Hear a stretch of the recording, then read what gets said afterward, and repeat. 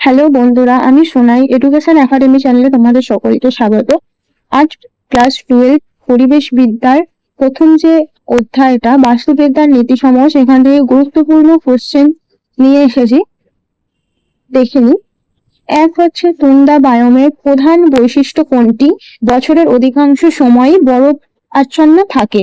2 হচ্ছে, স্থলজ বায়োমের শ্রেণীবিভাগের প্রধান ভিত্তি কি? জলবায়ু ও উদ্ভিদের ধরন। মোহনা বাস্তুতন্ত্রে পাওয়া যায় মিঠা ও লবণাক্ত জলের মাছ। লোটের বাস্তুতন্ত্রে প্রাধান্য দেখা যায় প্রবাহমান জল। রামসার সাইট উদ্দেশ্য কি? জলাভূমি সংরক্ষণ।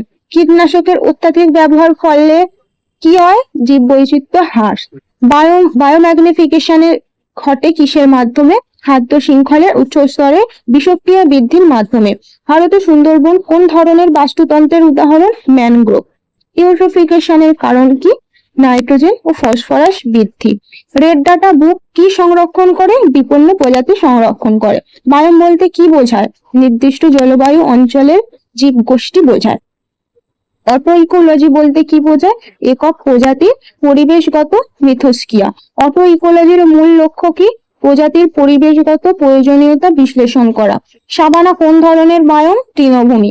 জলাভূমিকে পৃথিবীর বৃক্ষ বলা হয় কারণ জল শোধন করে, তাই। মরুভূমির উদ্ভিদের মূল সাধারণত বিস্তৃত ও গভীর হয়। মোহনা বাস্তুতন্ত্রের প্রাণীর উদাহরণ হচ্ছে ইলিশ মাছ। জলাভূমিতে প্রচুর পরিমাণে জন্মায় নলখাগড়া। জলাভূমির উদ্ভিদের মূলের কাজ জল শোধন করা, এটা বিশেষ কাজ।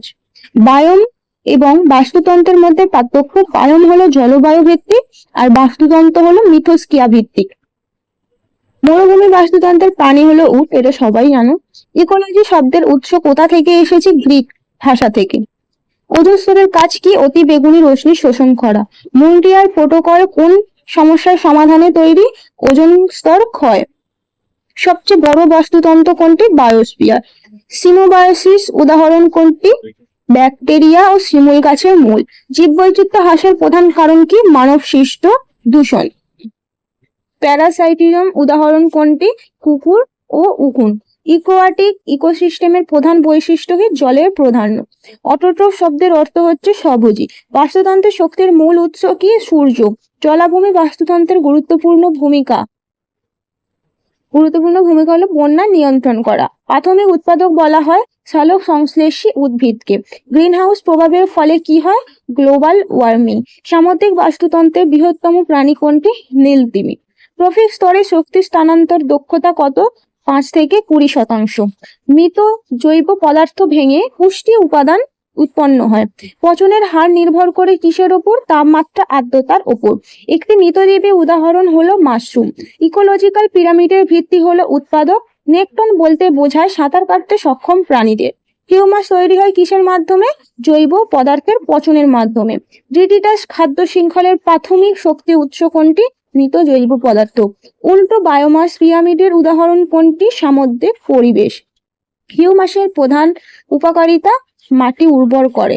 10% নিয়মের গুরুত্ব কি? খাদ্য শৃঙ্খলের দৈর্ঘ্য সীমিত করা। প্রাথমিক উৎপাদক বলা হয় কাকে? সবুজ উদ্ভিদকে। ট্রপিক লেভেল বলতে বোঝায় খাদ্য শৃঙ্খলের অবস্থানকে। 10% শক্তি নিয়ম প্রস্তাব করেন রিমন লিন্ডেম্যান। তো এই ছিল আজকের 50টি MCQ।